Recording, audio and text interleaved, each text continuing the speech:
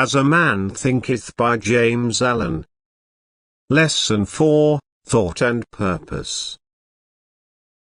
Until thought is linked with purpose, there is no intelligent accomplishment. With the majority, the bark of thought is allowed to drift upon the ocean of life. Aimlessness is a vice, and such drifting must not continue for him who would steer clear of catastrophe and destruction. They who have no central purpose in their life fall an easy prey to petty worries, fears, troubles, and self-pityings, all of which are indications of weakness, which lead, just as surely as deliberately planned sins, though by a different route, to failure, unhappiness, and loss. For weakness cannot persist in a power-revolving universe. A man should conceive of a legitimate purpose in his heart, and set out to accomplish it. He should make this purpose the centralizing point of his thoughts. It may take the form of a spiritual ideal, or it may be a worldly object, according to his nature at the time being. Whichever it is, he should steadily focus his thought forces upon the object he had set before him. He should make this purpose his supreme duty and should devote himself to its attainment, not allowing his thoughts to wander away into ephemeral fancies, longings, and imaginings. This is the royal road to self-control and true concentration of thought. Even if he fails again and again to accomplish his purpose as he must until weakness is overcome, the strength of character gained will be the measure of his true success, and this will form a new starting point for future power and triumph. Those who are not prepared for the apprehension of a great purpose should fix the thoughts upon the faultless performance of their duty,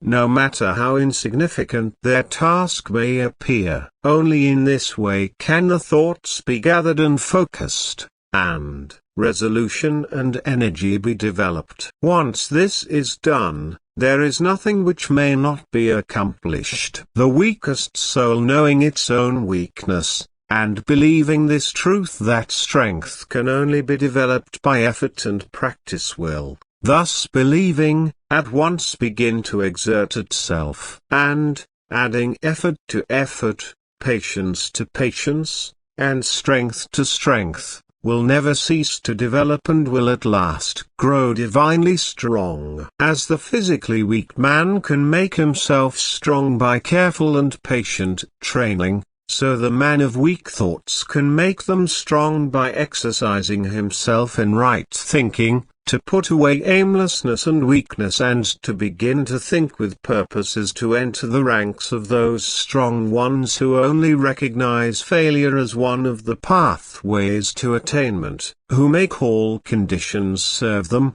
and who think strongly, attempt fearlessly, and accomplish masterfully. Having conceived of his purpose, a man should mentally mark out a straight pathway to its achievement, looking neither to the right nor left. Doubts and fears should be rigorously excluded. They are disintegrating elements which break up the straight line of effort, rendering it crooked, ineffectual, useless. Thoughts of doubt and fear can never accomplish anything. They always lead to failure. Purpose, energy, power to do, and all strong thoughts cease when doubt and fear creep in. The will to do springs from the knowledge that we can do. Doubt and fear are the great enemies of knowledge, and he who encourages them, who does not slay them, thwarts himself at every step. He who has conquered doubt and fear has conquered failure. His every thought is allied with power, and all difficulties are bravely met and overcome. His purposes are seasonably planted, and they bloom and bring forth fruit that does not fall prematurely to the ground. Thought allied fearlessly to purpose becomes creative force. He who knows this is ready to become something higher and stronger than a bundle of wavering thoughts and fluctuating sensations. He who does this has become the conscious and intelligent wielder of his mental powers.